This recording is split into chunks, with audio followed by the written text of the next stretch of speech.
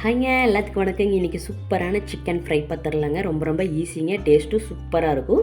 சைடிஷாக வச்சு சாப்பிட்டுக்கறதுக்கு சூப்பராக இருக்கும். மெடிசம் யூஸ் பண்ணிக்கலாம். சரிங்களா, நான் 1/2 கிலோ சிக்கனை நல்லா கழுவி எடுத்துட்டுங்க.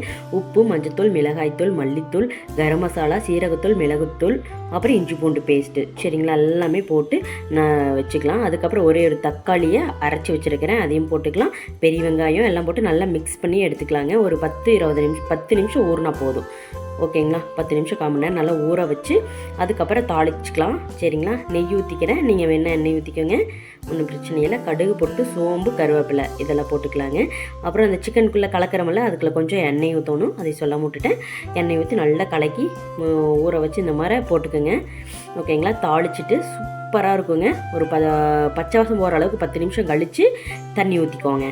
ஊற்றி ஒரு 20 நிமிஷம் வெந்ததுன்னா மட்டும் போதும். ட்ரை ஆகிட்டா சூப்பரான சிக்கன் கொத்தமல்லி இலை தூவி இறக்குனீங்கன்னா ரெடி ஆயிருங்க. அருமையாக இருக்கும்.